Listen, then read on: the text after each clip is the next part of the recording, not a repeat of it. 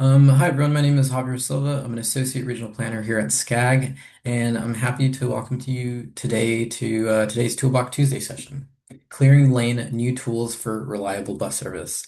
But before we enter the content of the presentation, I want to go over some housekeeping. Let's go to the next slide. So, housekeeping. This meeting is scheduled to go 1.5 hours. This meeting is being recorded.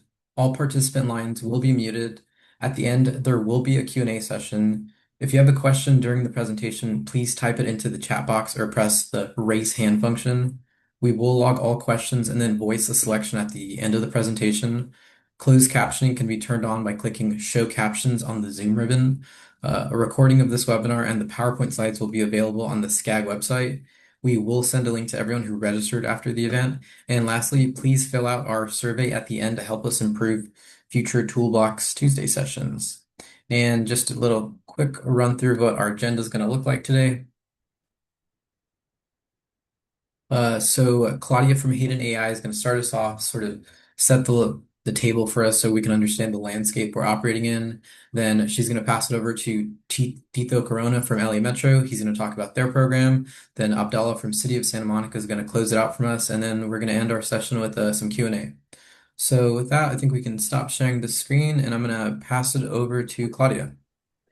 Hi everyone, good afternoon. Hope you're doing well. And you all should be able to see my screen now. I'm just wanting to kick us off here a little bit and set the stage.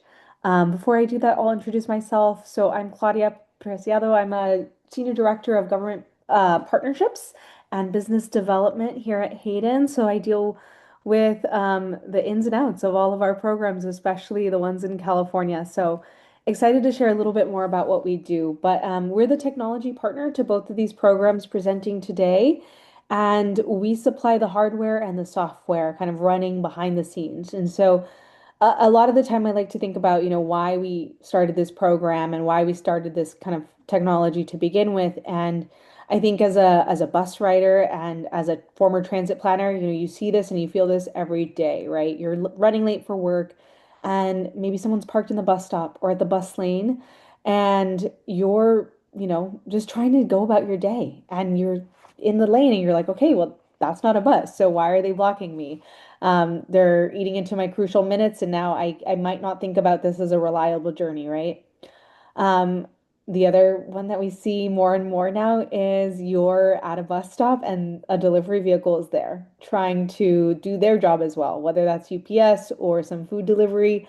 They see it as an opportunity to use the curb because there's space, but it's obviously meant for, everyday bus riders to be able to be seen and to be able to catch their bus. And so sometimes people do get passed by, or worse, they have to actually hop into a lane of travel to actually board their vehicle, creating some safety challenges, of course. And then in the case of folks with mobility devices, you actually cannot even get out there because the ramp can't deploy. So you're just stuck waiting for the next bus. And if your service is only every 15, 20 minutes, then obviously that dramatically impacts your day. So none of these things are things we want to see as transit agencies or as people who ride transit every day, but they're really I think the opportunities that we can improve when we do enforcement. And so most of the agencies we work with have one of these goals, right? And these are the things that we are aiming to help partner on and tackle. So whether you're thinking about the service itself and how it's scheduled and how it's running, so making that more efficient, more on time. Obviously, we think that the better the service, the more consistent, the more reliable, the better the experience for the everyday riders. And so, if you have the opportunity to make that a good part of someone's day, then of course that should lead to some customer happiness and increased ridership, which we do see in some of our programs. And then, in the day-to-day operation of a program like this, you actually get to watch video footage of the violators. And so you can start to understand how are people actually using the curb and what can that tell me about things that are missing at the curb or not. And so, yes, for some of our programs, the delivery vehicles are the biggest offenders. And that tells us, hey, do we have a delivery zone on this block? We need to create some policies around how we use that curb space as well. And then lastly, we're not just a transit program, although that's what we're talking about today. We also partner with cities in doing bike lane enforcement off of parking vehicles, so parking enforcement. And those are legislated under a different code, but both, transit use cases and bike lane use cases are permissible statewide. So that is an opportunity, whether you're on the city side or the transit agency side, to partner with us in getting people out of these important infrastructure. And just a smidge on Hayden as well. So we've actually been a company since 2019. We are San Francisco based. And we've got programs all up and down California, and so you'll get to hear from two of our favorites today. We are right now the only company in the U.S. deployed in mobile automated bus lane and bus stop enforcement in multiple cities, and we're the only ones doing bike lane enforcement as well. And we are primarily right now working with a lot of the large US transit agencies. And so all of the agencies that have programs are partnered with Hayden, which is really exciting. So that's everywhere from New York and DC, Chicago, Philadelphia to right here in your own backyard. We've got three programs in LA County. So excited for you all to hear about those today. I think in the presentations, you'll get to see a little bit more of the technology in action as well, but we essentially have a very small footprint. We install cameras, two at the front, inside the windshield of the bus, and those face out. One's a context camera, one's a license plate reader. And then we put a compute box in typically the cabinet there. So that's under lock and key, which is great. And that is actually what's powering the whole thing, sending us, all of the data. And then we have our own antenna as well. So from an agency perspective, it's a light lift from you. We just need access to a vehicle. Our team of experts has installed on over 80 different vehicle types, mostly buses, but a handful of parking enforcement vehicles as well. And so we kind of go and do all of the hardware outfitting and surveying. And then if we ever need to build something custom or install something upside down, they're the pros, and it's a really fun experience. And in the end, what you get to see is this type of kind of data coming to you every day in your portal. So you can see here, car parked in the bus lane, another one in the bus lane. This is just some demo footage that we have from my home, which is Oakland, California. And you can see kind of how we actually are training the Vision AI system to know where essentially they need to enforce the rules of the road. So we tell it, hey, the bus lane is here, or the bus stop is there, or the bike lane is here. And these are the blocks, or these are the spacing that you need to enforce. And so agencies will have their own rules, whether that's, 40 foot back from the bus stop marker, or, a red curb must also be there, depending on how the agency wants to dictate those rules. We then tell the system, okay, here are the rules of the road, here's the map of the network. And then all the operators have to do is drive. And so all of this gets sent automatically on off the bus, and it's all kind of put into a portal for review at the end of the day. California does require human review. So that process is fairly straightforward and allows essentially this seamless enforcement to happen. And so we're again excited to partner with so many different agencies and get a lot of different contexts and a lot of different program shapes and forms across the board. And if you have any questions about technology itself or partnering on something like this, we're happy to chat. But I will leave you in the hands now of the folks actually implementing these programs.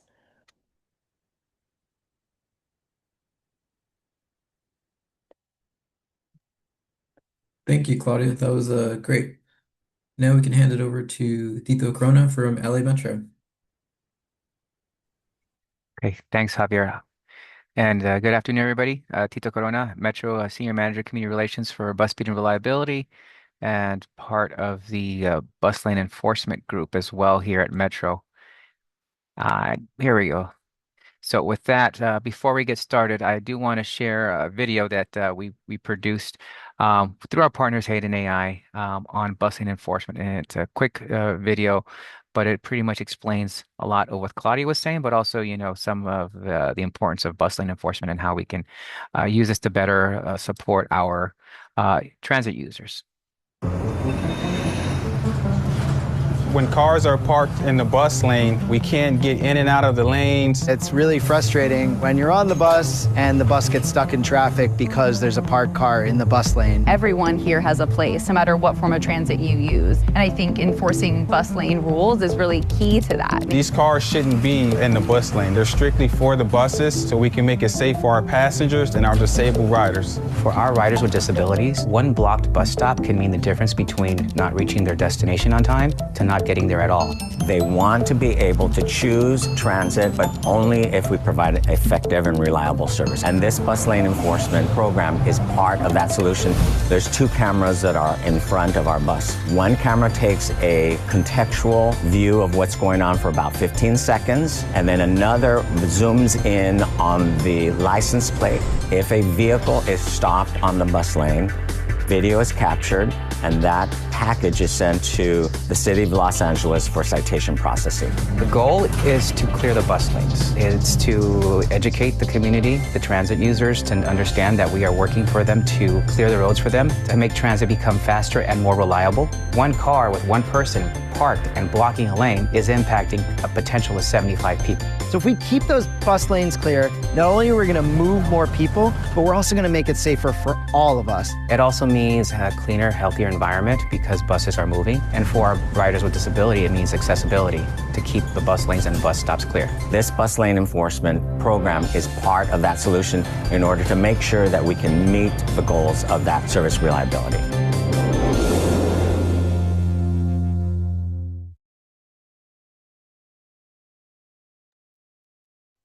And so how do we get here with bus lane? Here's a little bit of a background. As part of the Next Gen Speed and Reliability Program, the Next Gen study that became the Next Gen plan was pretty much an evaluation of our system. We hadn't updated the system in over 20 years, and so we did a major grassroots level listening session with all our LA County communities to get information about what their thoughts were on our bus system and how we can improve it. And a lot of feedback came back and was pretty much, talking about how people were, some of the issues and pushback was about the people that were on bus lanes or that the buses weren't reliable. They weren't able to feel comfortable taking buses, and we're looking at other alternatives. Um, they had frustrations, especially on line 720 on Wilshire Boulevard, with passengers that were saying that the bus lanes failed short of expectations to improve the transit service. We had the proof of concept where we installed cameras on a couple buses to review violations and to see what type of violations have been captured, and which again we only capture parked vehicles. We don't capture moving violations, only parked vehicles. And this was on Wilshire Boulevard where we noticed over 800 violations that have been captured in a single month. So we did a survey of 200 people, bus riders, and they indicated that the vehicles on the block bus lanes on Alvarado were 50% of the time on the bus lanes, which again is a no-no. Again, bus lanes are made to be increasing our reliability, and unfortunately, when cars are parked there, it makes it more difficult for our buses to maintain that reliability. So what we noticed was that with bus lane violators decrease effectiveness, and what they did was made it also unsafe or less safe for our bus riders by making them, as Claudia was showing about with especially for our ADA transit users, unable to access the buses when vehicles are parked at bus stops. So one of the things that we noticed was that we wanted to clear the bus lanes, make it faster, and improve the reliability of our services. And how reliable are we with our services? If we look at the next slide, you'll see an aerial of how we're discussing again the articulated buses and the non-articulated buses traveling on a clear bus lane at the top of the screen. So you can see as many as 75 people moving through traffic, or 60 people on the non-articulated buses moving through there, and you can see that the buses or the vehicles under just south of that or underneath that are moving at a much slower pace, and you're only moving about 1 or 2 people per vehicle, while in the buses they're speeding by and being able to pretty much move much faster. And this improves speeds by more than 15% when we use bus lanes. So it shows how effective it could be when we have the bus lanes cleared for our buses to be able to move our passengers through the area. I skipped one. Here we go. And so what we did was we partnered with City of LA and City of West Hollywood. As many of you may be aware, we don't write the tickets. We only capture the violations. You need an actual jurisdiction to write to cite and deliver the violations, and that's why we partner with City of LA and City of West Hollywood to improve the bus speed, to reduce parking violations in bus lanes and stops and key components of this plan. As part of the City of LA Green New Deal, it helps support this, improving travel time on LA County's network by 30% in 28. That's the goal. Also in 28, there's something else coming along called the Olympics that we are definitely moving forward with, delivering as many bus lanes as possible, but he could only be effective when the bus lanes are cleared. Also, what was called the Mobility Plan 2035 that recommends strategic corridors of bus lane improvements for a transit enhanced network. These are two plans from City of LA that definitely support why we're here. And then, as I stated earlier in the presentation, the Next Gen Bus Plan, which was Metro Board approved in 2020, which was pretty much sharing how we could improve our services and make buses more and our system more reliable by any means necessary, which was including the implementation of bus lanes and helping with enforcement throughout the process of improving this and how it works. I think you saw earlier how it works, but pretty much there's a technology that's installed on the vehicle. There's two cameras that capture it. Then it's uploaded onto a cloud to confirm all the information, which is looked up through DMV, at which time there is manual quality control, and then it's sent over to our partners. In this case, it's LADOT and City of West Hollywood. They get their respective violations within their jurisdiction. There's an actual person that reviews the information that's presented, and along with the evidence package, and then a citation is processed and delivered. This was all made possible by Assembly Bill 917 Bloom, which enables the automated lanes and plate reader to happen, and pretty much gives us the ability to make all this happen. If we go on to the next slide, uh, this is a little bit more of how it works with an actual picture of the violations that have happened. This is a picture of how it works in New York, but pretty much you get the context, which is the first photo that shows like the whole violation taking place, and then the second photo that's zoomed in shows the actual license plate. And again, as Claudia was saying, these have to meet the rules that are defined. And once the rules are defined, it is noted as a violation, and then it's sent over to the City of LA or City of West Hollywood to confirm that it is a violation that we can ticket, and then we can move forward with providing the ticket. On the next slide, we're going to see a video that shows another. Is more of a proof of concept that shows like how the violations have occurred, and we'll share a little bit later on as well how this video was used by our social media team to create social media awareness of violations.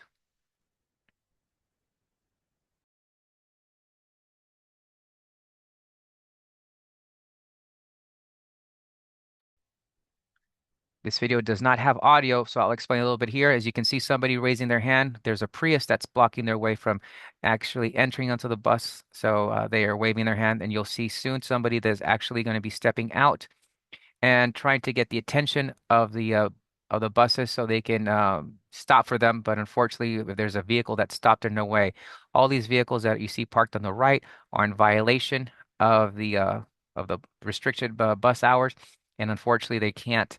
The bus can't stop at the bus stop that's needed to access for the folks that were on there. So with that, let's go on to the next slide. Success stories. Aside from what we're seeing here, and again, we're barely 1 year into this, and so we're still developing and understanding what the data shows. But in areas like New York City, San Francisco, and Washington, D.C., we've noted 30% improvement in bus speed, 20% in ridership growth. So people see that if the buses become more reliable, then they have alternative option to ride the bus instead of taking or driving in as they're used to, and basically going in a clear open bus lane, let somebody else do the driving for you while you just sit back and enjoy the ride. So these are hopeful numbers that we're seeing will happen with us, but again, we're still looking at the data. And so what happened with our pilot program, we installed we installed 100 automated license plate readers with the AI technology from Hayden AI, enabling on our camera bus fleet. We did it in two phases. Phase one was December 24th through February 2025 on lines 212 and 720. That's on La Brea and Wilshire Boulevard, two of our bigger bus lane projects that we have. Second phase started in March 2025 through May 2025, and that was on line 70, 910, and 950. And those are our BRT lines. The J line, all formerly known as the L line. I'm sorry, not the L line, the J line. The 950 Silver line is what we no normally have this under, and that's where we had the inclusion of the 100 cameras on both phases that we had. Again, this was a 3-year program that was initiated by AB 917 Bloom. It ends this year. We're hopeful that legislation will allow us to continue with the pilot program, but also expand our network because we plan on installing much more bus lanes throughout the city of LA, and this would definitely help us with keeping the bus lanes open. We're hearing good news that it looks like it will be expanded, so we'll keep you posted on when this information comes into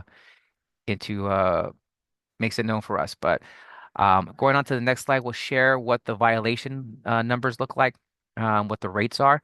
The first violation is 293. And if you have a late penalty, meaning you don't pay it on time and you receive the ticket and you just let it sit there, it's 381 with the late penalty. Anything after the second or anything after the first violation becomes 406 with the second penalty. And so that really raises it up. So if you get a ticket and it's 406, that's not your first ticket, that's your second one. Some of my colleagues who actually been experienced it through friends or other acquaintances, they said, "Hey, we got ticket here for 406," and my thought was, "Well, it's not their first ticket, then, is it?"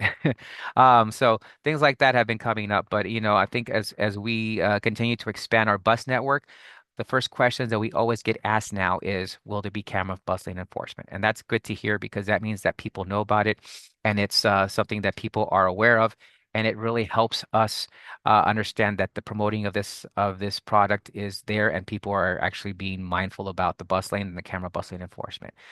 Some of the ways that we promoted it, if we go on to the next slide, we'll see that we wrap some of our buses to show that this was an effort where we looked at focusing on commuters that were on vehicles, basically car drivers or delivery vehicles, not the transit users, because they already know that we're doing this to improve the system for them. But we were focusing on folks that were around the buses that needed to see that, you cannot park on these lanes. So we did community relations education focused on outreach with stakeholders along the corridor, started for 60 days before the launch and increasing visibility. We did bus wraps. We also had our social media team take that video that I showed earlier, the silent video, and they created a little bit of well, I'll just show you right now what they did. On the right hand side, you'll see what they did with some of this video.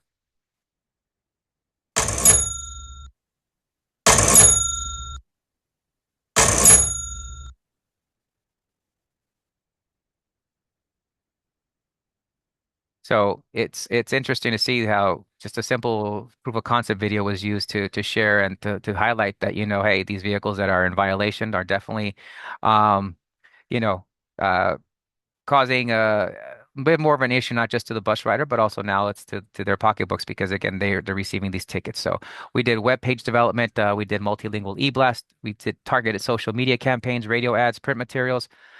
We had a large reach with all the folks that we work with on getting this done. Here's another. It's time for a bus lane quiz. It only has one question. Ready? Question 1. Can I drive in the bus lane? Answer 1. No! Stay out of the bus lane. Okay. Oh my God. Yeah, that was an effective way of letting folks know to stay off the bus lane. We reached a huge number of audience members that were diverse. We actually had high visibility of more than 42 million total impressions across print, radio, online media, and paid social. That doesn't count the free news ads that were happening through various news outlets where they were, on the days of launch, they were doing pieces from the road, showing the buses and passengers and cars in violation. So it was a major feat with us, not just with the paid advertising, but also the free advertising that you get from the local media that was covering all this. So it was great. Digital impact, we generated over 21 million video views with digital tactics delivering the majority of impressions. We had more than 27,000 clicks demonstrating strong community interest and interactions. And I think it was great because we were able to really effectively educate and let people know, the importance of keeping the bus lanes clear through multiple means of education with stakeholders and public built understanding and getting the word out there. So what are the benefits of bus lane enforcement? I think it's pretty evident, but it's, automated enforcement. We keep the bus lanes and stops clear of parking violations. Clear first and foremost. So improving the passenger safety and bus punctuality.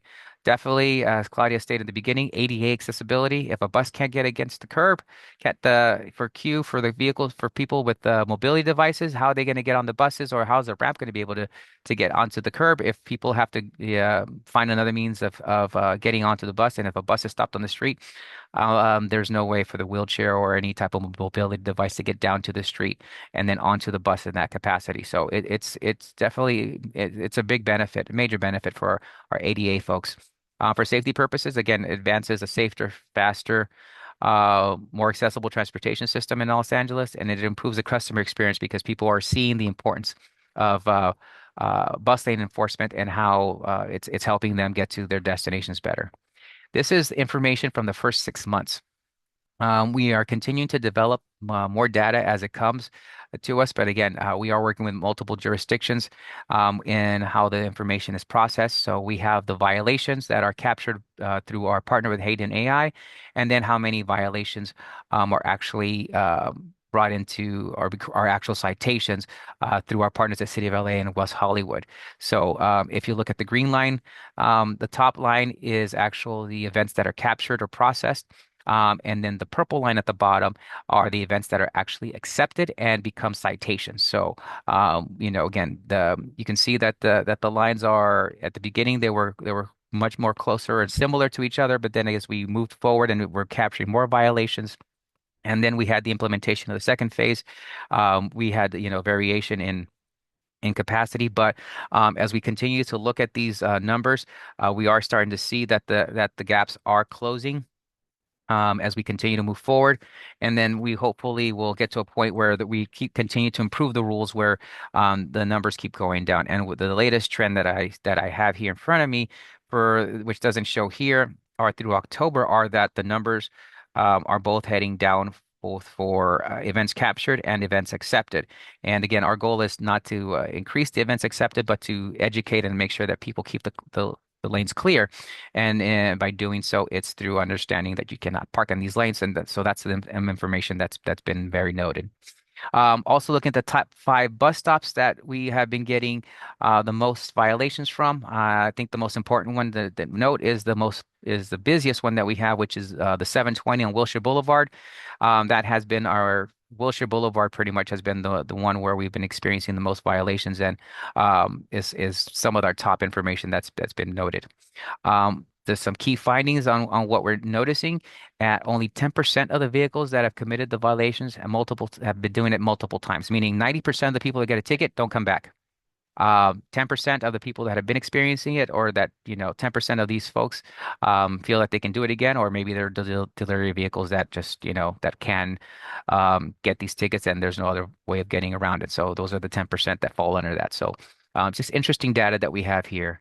Looking at what the future holds, if we continue to move forward with our expansion of the bus lane enforcement, we have been looking at making a request to include bus lane enforcement on all our corridors within the City of LA limits. And then these are the lanes that we have already installed. We have Roscoe Boulevard and Sepulveda Boulevard and Ventura. Within the Valley area, we already have looking at the Wilshire Boulevard expansion. Santa Monica Boulevard, Venice Boulevard, Florence Boulevard, and Florence actually is being installed as we speak. So we should have Florence new bus lane installed there. We also have a BRT on Vermont Boulevard that is in the works that will be open by 2028. So we expect to have that one opening up with camera bus lane enforcement too. Should we be able to move forward with legislation and also authority to move forward with that. With that, I'm going to share the contact information. Al Martinez is the project manager, and the contact information for Al, who is pretty much the person that was in charge of getting this information or getting the bus lanes out there, along with us as part of the bus speed and reliability group to support this effort. So with that, I'm going to pause and share, hand it back over to Javier to continue on with the presentation. Thank you, Tito. That was great. Great visuals too. And now we're going to pass it over to Abdullah from City of Santa Monica.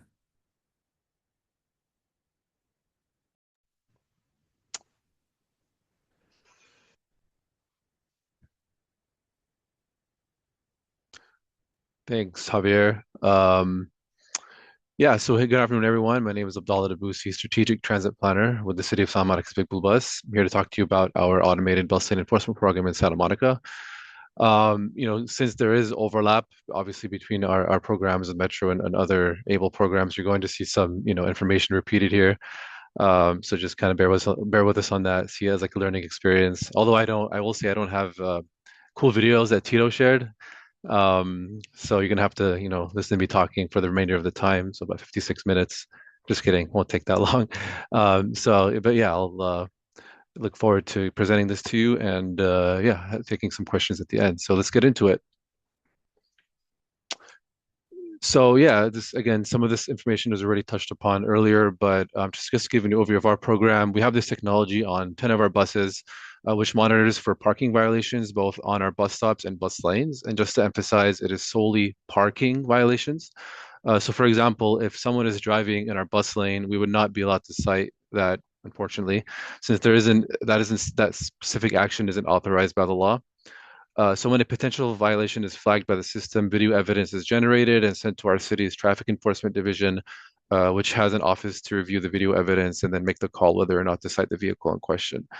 And of course, as discussed earlier by Tito, the authority for this enforcement emanates from Assembly Bill 917, which was signed into law around 4 years ago, and allows us as a public transit operator to capture images and video to use as evidence for citations. And again, this only applies to parking violations if the vehicle is moving, even if that vehicle is in violation of that space, such as a vehicle in a bus lane moving, we would not be able to cite that under this law.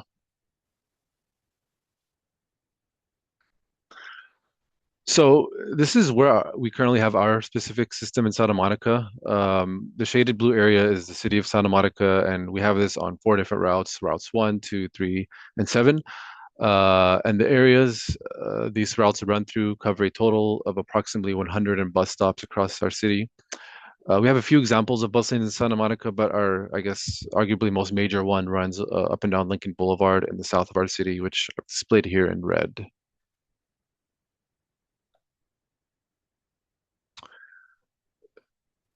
And again, just to recognize other agencies, against a lot of these were mentioned already that are doing this nationwide. We of course have LA Metro, which you just heard from, and other California agencies such as Culver City Bus and AC Transit up in Oakland. And on the East Coast, we have New York's MTA and WMATA out in DC. So before we launched our program in the summer, we had a robust and comprehensive outreach plan where we took advantage of various communication streams, which I've listed on this slide. As you can see, we had a dedicated landing page on our website, a program fact sheet, which we printed and circulated, various posts on our social media and our city blog, email notifications to those on our listserv, notifications on our onboard screens and the transit app, as well as various types of community outreach to multiple groups, including neighborhood associations and local businesses. And of course, we felt that these different communication touchpoints were essential to ensuring broad awareness of the program within the community, which we believe we achieved.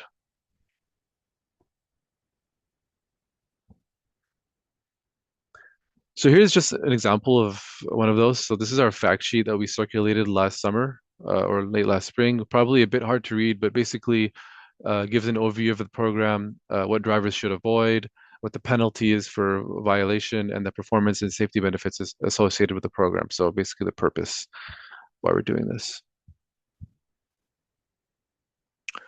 So before we started citing, we had to start with a 60-day warning period for the conditions of the law. We had our warning period during July and August of last year, which combined is, technically more than 6 days, but we just wanted to give people a bit more time to learn about the program and have a clean start to citation starting, which, we started issuing on Monday, September 1st of last year. Our warning period also gave us interesting data points, as you can see on the slide. So a total of 1,259 events were captured by the camera system as potential violations that were sent to PD, with 891 or 71% of those qualifying as citable and thus issued a warning notice by a traffic officer. The remaining 29% were a mix of things, but most were vehicles that were stopped and backed up in the bus stop due to traffic, but weren't necessarily parked there, which was made clear by the video evidence. The rest were a combination of things, such as the car may have been broken down, the vehicle in question was an emergency vehicle or another transit bus, etc. And we're working with both Hayden and RPD to clean up these sorts of events and have them not get set in the first place, such as by sending license plate information of city vehicles and other bus agencies, which would have the system automatically filter those events out so that they're not even sent to the officer. So if we do the math, that comes out to 14.4 citable events per day during our warning period, or with 10 buses, this is on average about 1.4 citations per bus per day. But for revenue forecasting and planning purposes, we assumed a 50% reduction in citations due to behavior adjustment over time, which we think is conservative, but of course that's what anyone wants to be when we're doing revenue forecasting. Regardless, if this materializes or reduces citations by even greater than 50%, we would of course be happy with that, because that means the program is working as intended, which of course is to keep our bus stops, first and foremost, is to keep our bus stops and bus lanes clear.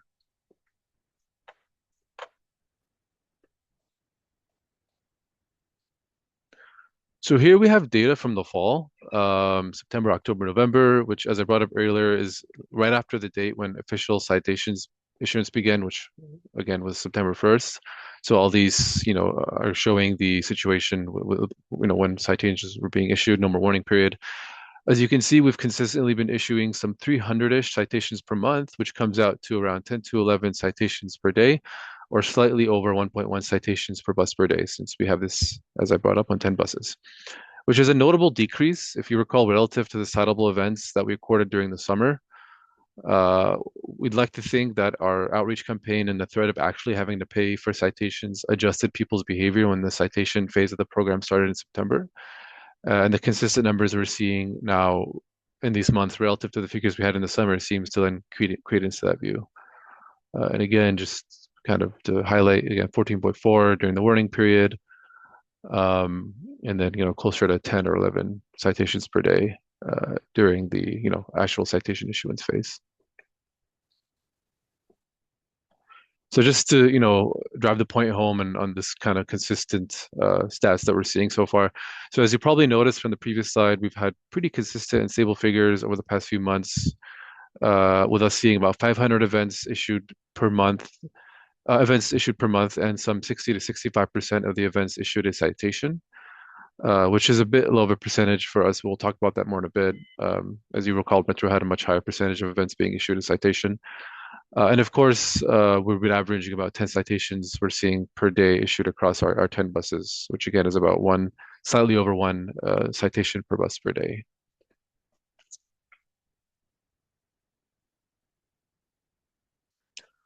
So as with any new program, this has been a learning experience. We're doing some learning on the way, and I just wanted to touch upon some of the unexpected factors that we faced. So, as I brought up earlier, we're only about 60 to 65% of our events are being sent to PD end up with a citation, which of course translates into 1/3 of events getting thrown out as uncitable. Frankly, this is a significant waste of time reviewing what I'm going to call junk events, because we could be using the existing PD labor and resources a lot more efficiently if we just optimize our officers' time by having them focus more on events where there's more citation potential. To this, we're planning on digging into the data and list of events to see if there are some repeat junk events that we could address, where some tweaks would hopefully have the system just filter them out, or at least a good portion of them out before they're even sent to the officer in the first place. And the other big thing that we learned is, despite several months of the program, we still don't have a firm grasp on what sort of monthly revenue we can expect from the program. This issue is due to a few factors which we've learned. So one is the lag time between when a citation is issued and when the violator actually pays. This is pretty standard to pretty much all citations, but another unique thing or another thing that we think is relatively unique to this is to this particular citation is the legal time limit that parking enforcement has to issue the citation from the date of capture, which is, I believe, around 2 weeks, whereas other parking violations have a much longer period if they have one at all.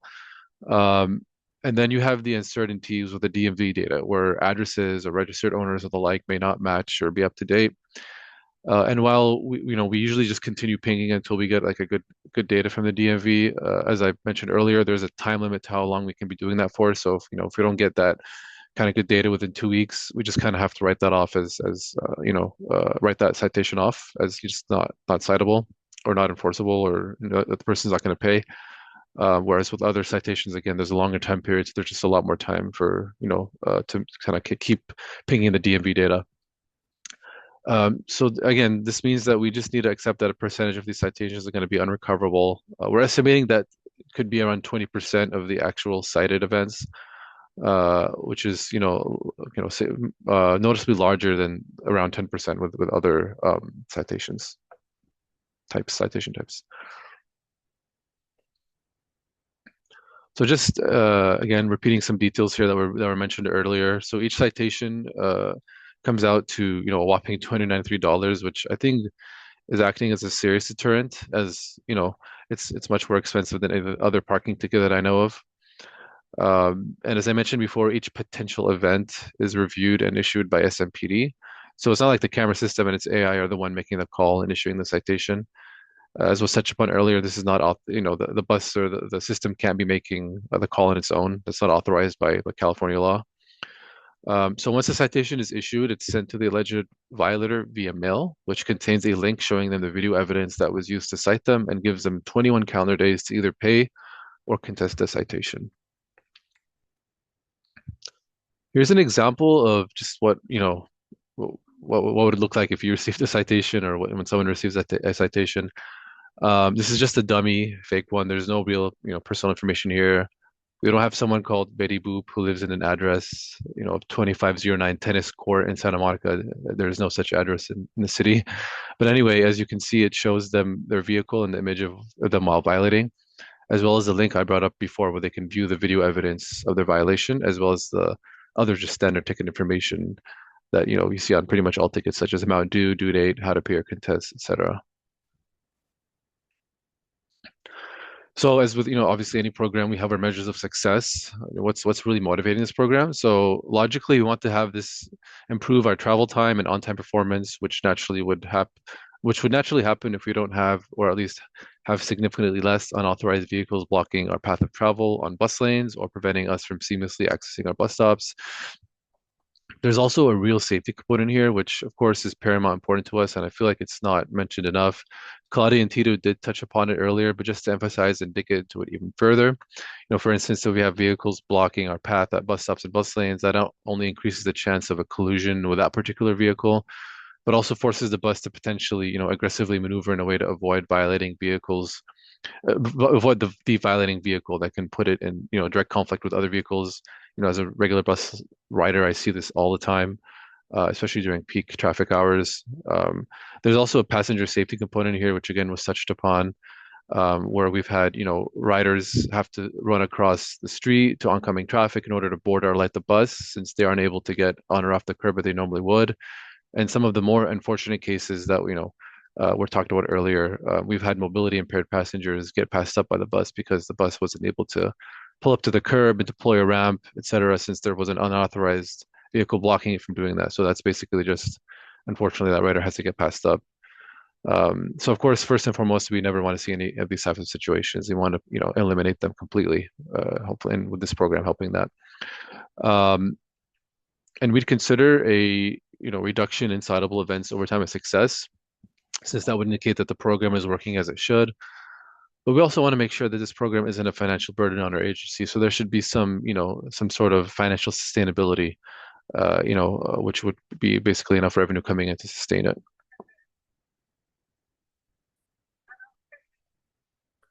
So looking ahead, so we have a few things we're keeping in mind. I mentioned some of this earlier, but namely, we're going to continue monitoring the data related to citations, so we can see how the program is motivating parking behavior, change at bus stops and bus lanes. We'll also be keeping an eye out for our bus runtime performance to see if we can see any material improvements in that after the implementation of this program, or at least in a few months, since we just kind of want more data to be able to fully assess that. We'll also be keeping an open line of communication with traffic enforcement and our PD to see if they are seeing trends when it comes to these citations, such as if there is a common reason why they're rejecting them, so that we can tweak the business rules with hidden AI to try and prevent capturing those situations, which would reduce our PD's workload, as we talked about earlier. And we're also considering expansion of the number of buses or routes and our service area. So we're actively considering that, and we'll see if expansion makes sense. So we're in favor of that right now, but we're still exploring if that would, make total sense. We're like I said, we're in favor of it, and optimistic that we can be able to do that. And of course, last but certainly not least, with AB 917 scheduled to sunset in a little over a year, we're identifying the most appropriate way to advocate for eliminating the sunset so that this valuable program can continue in perpetuity. Al mentioned earlier that we are optimistic that this is going to continue, but we're just doing all we can to ensure that that happens. Okay, thanks for listening, everyone. Look forward to your questions and engaging with you. And yeah, appreciate it. Thanks again. Thank you, Abdallah. That was great information. So now let's hop into the Q&A portion of our session. I do see some questions already in the chat, so we're going to start there. So I see two questions from Minaz, and they seem to be connected. I'm just going to read them out loud and then kick them over to the team. So the first question is, why aren't larger fines being given to cars who are blatantly violating rules and blocking bus lanes? And then there's an asterisk owners, so they're probably given to cars/owners. And then the connected question is, how are these rates being determined? Shouldn't the fines be higher than $1,000? I can kick that over to Tito and then Abella. Well, for us, again, this is a joint effort with Metro not being the enforcer of the violation. It's City of LA, so this is an agreed upon case, I guess, violation cost that we came upon, 293 being the first one, and then increasing to that amount. Again, there could be many reasons. I can't speak on behalf of why it doesn't go higher. Again, I think it's for equity purposes, the most important part. But as we're seeing again, the ones who are getting the repeat offenders are 10% of the violations from the first 6 months that we noted. So that's great news right there. That means that people are actually starting to get it and stay away from this.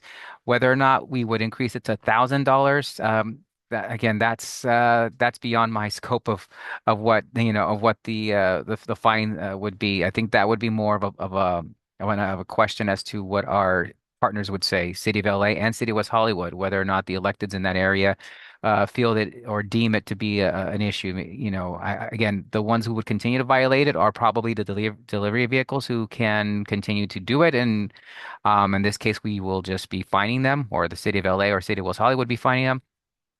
But I can't speak as to why the numbers shouldn't be higher, other than the fact that for equity purposes, we do want to make sure that we do provide an amount that is reasonable for violators, again, to getting the motor vehicles, or at least the passenger vehicles, out of there. So for the delivery vehicles, again, I think that's something that once we finish the year end report, I think we will see what comes back from the electeds based on that. So it's still too early to determine what would cause or what would change in the structure.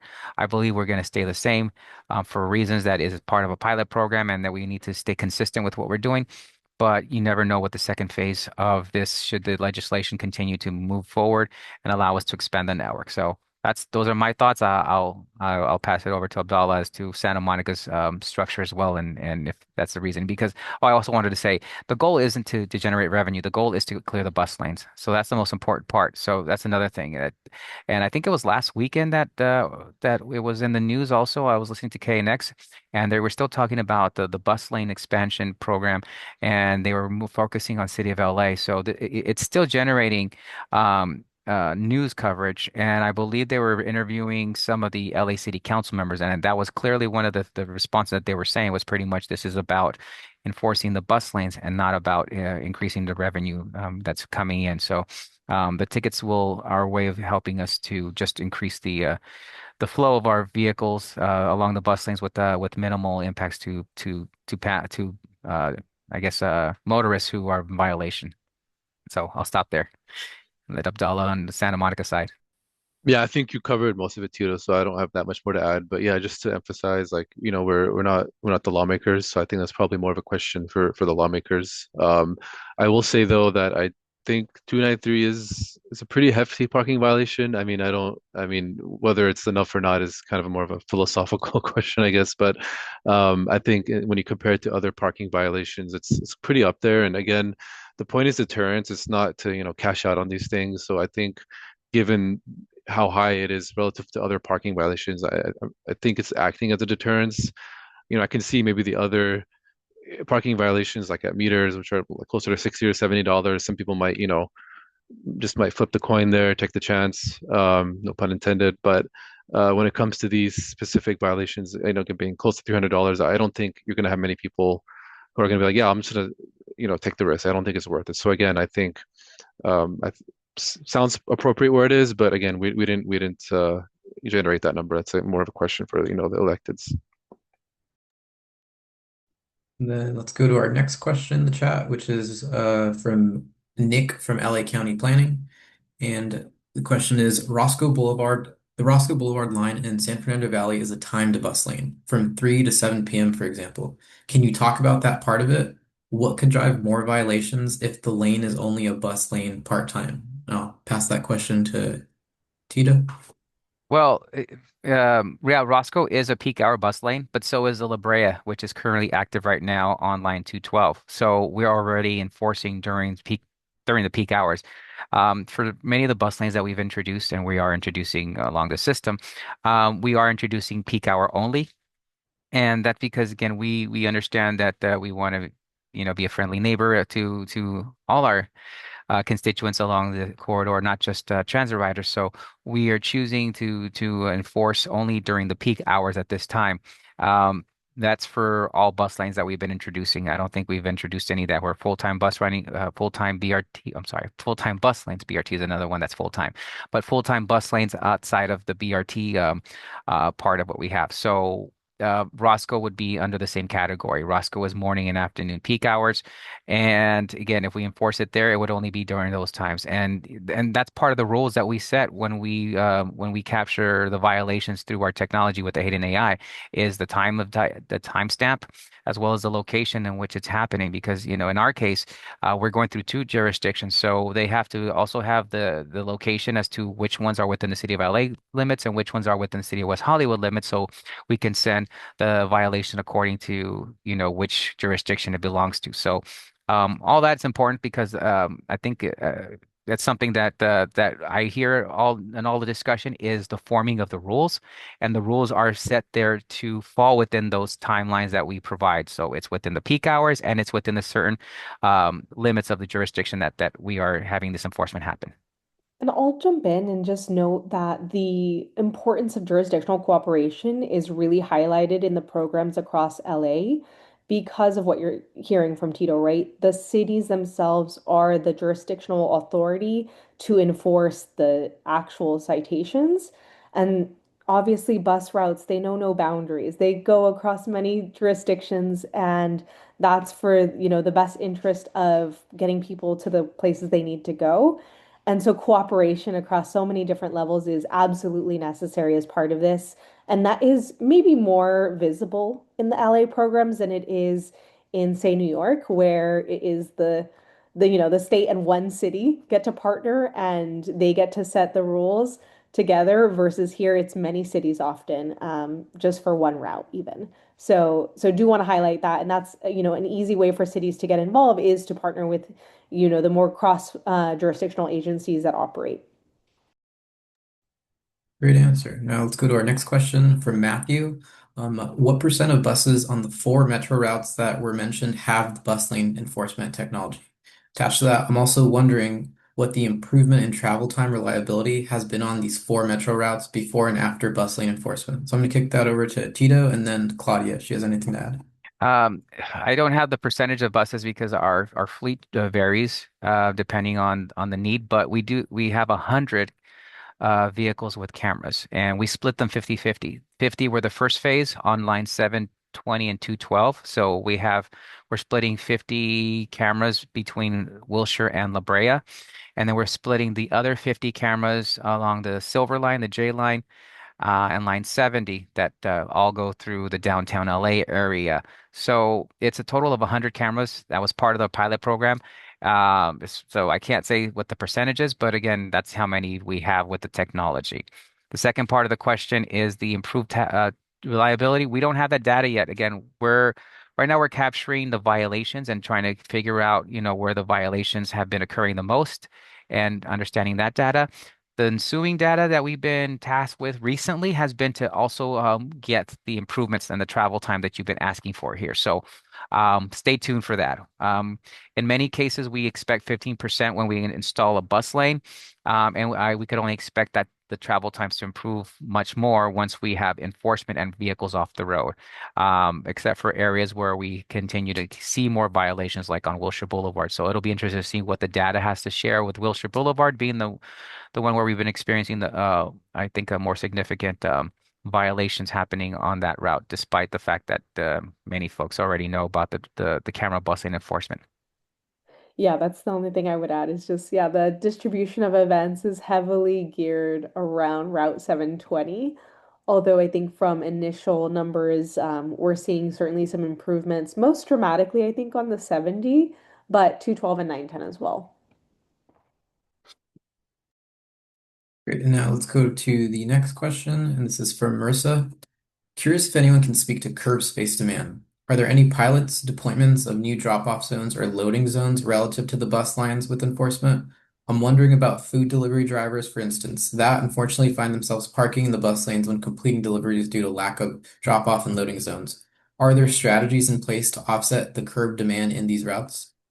I can kick this over to probably all three of you, honestly. Yeah, I can start off with just like what our technology is capable of doing. So, the California use cases are often, very dictated by the legislation. So we've talked about bus lane and bus stop enforcement for parking and bike lane enforcement for parking as well.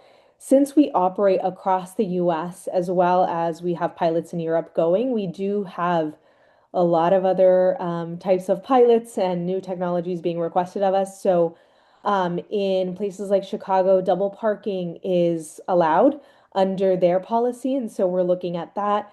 In New York, we can also do double parking.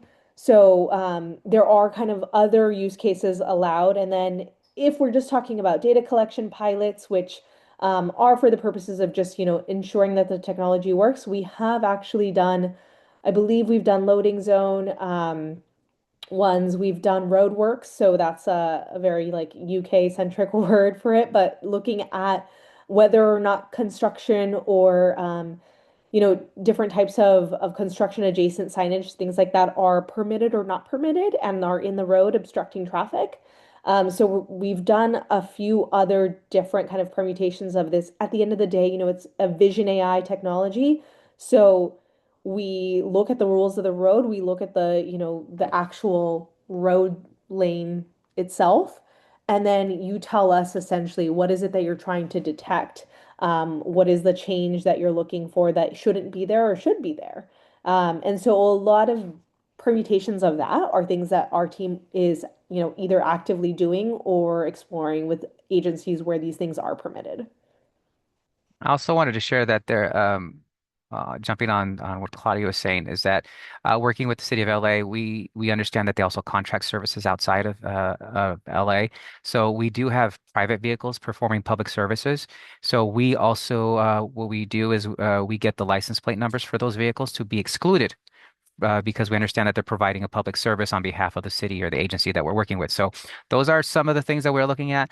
Back to the violation and how we're working with the other food delivery. We didn't introduce bus lanes with bus lane enforcement. The bus lanes were there before.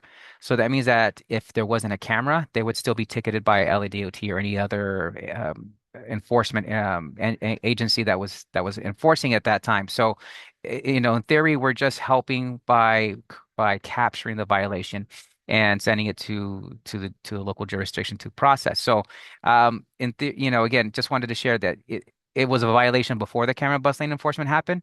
So it's just a matter of us capturing it and continuing on with this. So it's not about helping or doing anything differently. It's about just helping with the enforcement and keeping the lanes clear. So, again, I understand that there are separate needs for food delivery to happen, but there's also other areas outside of a busy corridor to deliver as well.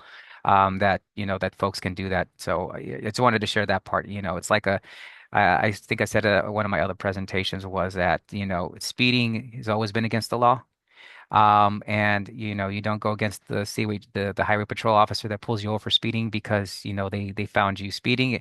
Same thing goes here. We were just capturing a violation that was happening, and it was a violation before we actually initiated the camera bus lane enforcement portion of it. We're just improving the way of how we can enforce the violations and keep the lanes clear. I agree. Abdallah, do you have anything to add to this? Not too much. I mean, that sort of program would probably fall more into the purview of our mobility team. I think there's been like some talk of exploring that concept, but in terms of like actual programs or implementing that specifically, I'm not aware of any like timeline or specific program at this time in Santa Monica.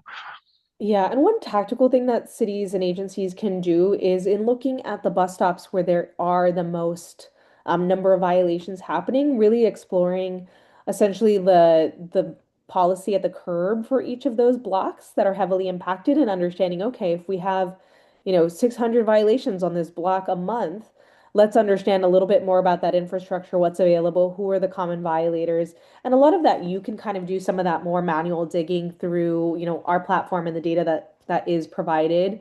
And so it can encourage, I think, some of the right types of conversations with folks on the city, capital, and policy side to just say, like, hey, we've got this really bad block. Are there other things that we can try maybe around the corner from this bus lane? As Tito was mentioning, there are, I think, ideas that come out of the data that could be good conversations with the relevant parties. Great point. Let's go to our next question from Matthew. Has this technology been expanded to other transit routes operated by Metro in a non-citation capacity to monitor which intersections experience the highest rates of incidences where the curb is being blocked? So I can kick that over to Tito and then Claudio.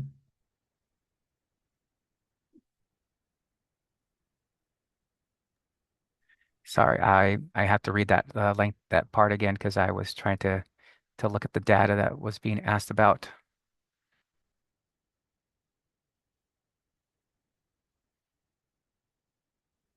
in a non-citation capacity. Yeah, it seems like the I question think is really interested in sort of like the almost like a research element to how it informs how you guys operate. we're still processing all that information. I think we're doing it as it comes along. But again, like we're receiving the data from Hayden, and we're receiving the data from LADOT, and we're receiving the data from West Hollywood. So we're processing all that. We have to still process it and create a report that explains what's been happening. So to use this further as to like how we would explore it to support other intersections or areas, like we are capturing which ones are the most violated, or receiving the most violations and are capturing that. So we are monitoring that to see how we could best address that. But again, I think it's still new to us. Again, we've only been doing this for a year total. A year may sound like it's been an effective means of communicating and getting the word out, and it is, but I think we're still in the infancy stages, you know. We have until the end of this year to finish our pilot program and utilize all that data and then come back and present this information not just to our Metro board but also to the City of LA, as they've been heavily following this. This is a very high profile pilot program that I think everybody is hoping will provide results that really help shape and improve the system, not just with enforcement purposes, but also with clearing the lanes and uh, making it so violations drop. So I'll pause there and see how what other information we have and look at our data to see if we have anything else. But I'll let Claudia continue on with this before, while I look at the data. Yeah, I would just add, a lot of the success of what you're able to do with a program like this is also dictated by how your routes and fleet are, set as well. So as Tito mentioned, we have 100 buses, 4 routes, and we phase that, right? So over the course of the year, some of these portions of the city have actually only been covered for about 6 months. So we're still gathering a lot of information about them. But I think if you're a smaller city with a smaller system, you may get more coverage out of that number of vehicles, right? You may have more blocks that are visible, I guess, through the data. And so it really just depends on how the rollout and the program is structured. But I think Metro's got such a large service area and such a large number of buses that it's hard to say something citywide about, 4 routes, right? But there is so much, I think, coming in, and at the end of the day, behavior changes is kind of the goal here, and that I think is being seen. There's still a lot of coverage to go. Yeah, and I believe that through the proof of concept that identified which routes we would initially implement this pilot program, which we went to the ones that saw the need for the most improvements needed, which were Wilshire Boulevard, La Brea Boulevard, and then the J line. Now, one thing that these all have in common, with the exception of 212, is that they're all within the City of LA limits. We do span outside of City of LA. But if we expand beyond City of LA into other jurisdictions, I think the coordination is with each particular jurisdiction. West Hollywood came to us and said we want to join in on that. We already had a route that was doing it, and it made it that much easier to expand our service onto West Hollywood. For other areas where we expand outside of City of LA, where we have to have this coordination, that I think that's why our pilot program has only been a year, even though it's a 3-year program that was allowed, was because there was so much coordination and back and forth just with one jurisdiction. So if we increase the jurisdictional need to say 4 jurisdictions, because we do span into smaller cities, that's how much longer it would take. So I think we're just evaluating within the City of LA limits and what areas we could improve on, and we identified those. We will continue to monitor and see where else we can improve. But I think right now we're just trying to stay within our local jurisdiction because it makes it easier to see, within the time frame and then within the local jurisdiction that we're working with the City of LA and West Hollywood, what type of feedback comes back as we continue on with this process. Good points. Let's go to the chat. I think there's a comment here, not a question. It's from Minaz about her questions earlier. To clarify, my question wasn't to suggest higher fines for bus lane violations as a means for generating greater revenue, but perhaps as an option for elected officials to consider as something that would psychologically cause more people to pause before parking in bus lanes. And then we have a comment from Srinya. I can't wait for this tech to be installed on Hollywood Bowl shuttles. Those shuttles would have been so much more efficient had it been able to consistently ride in the La Brea lanes, which had so many violations. I totally agree. Tito, do you have a comment about that one? Not yeah, the Hollywood Bowl. I think everybody wants a clear ride to the Hollywood Bowl. But the previous one, I did want to also state that one of the benefits to bus lane enforcement and all the media that's been going out and all the free media that's been we've been getting on this is that people think they're on lines that don't have it. And so they're staying off the road or they're curious or questioning it. Because I'm part of the bus speed and reliability group, we go out and we do presentations on future bus lanes that are happening. And one of the questions that we always get asked is, will there be camera bus lane enforcement? Meaning that they already know about this, they already expect it, and so the word is out and people know it. So even I think it's a positive. It's like like indirect, I guess, positive that we're getting from this is that even though we only have bus lane enforcement on these lines that we have at Metro, which are the 720, the 212, 910, 950, and 70, people think they're on all our other lines, line two, all the lines think that they're having, which is great, that means that people are staying off the lane. So I think in a way it's helping us across the system in general because people are understanding that there's camera bus lane enforcement happening and they'd rather not get the ticket. So I think that's a positive in general. And it's been a testament to the fact that the word is spreading and people see that and they know that what they think is a camera is not really a camera facing out, but it's a camera facing in, but they'll think they're getting a ticket anyway, so they'll stay off. So I think it's still a positive. Great point. And then let's go to the chat. I'm not seeing any more questions. I don't see any new questions within the Q&A tab. You can sort of just open it up for a couple seconds to see if there's any lingering questions from any participants. Doesn't seem like there are any. So now I think we can wrap this up and if we can sort of show some contact information, and I can also drop this in the chat. We'll drop this in the chat, but here is contact information for all three of our great speakers. Feel free to reach out to them if you have any questions about the work they discussed. Let's go to our closing one. And please, if you can, tell us how we did. Take a quick 2-minute survey in order to sort of help inform how these sessions go along in the future. Yeah, thank you for having us. Thank you for joining. Thank you to all three of our presenters with awesome information and slides and all that. And with that, I think we can close. Thank you. Thanks Thank you, all. everyone.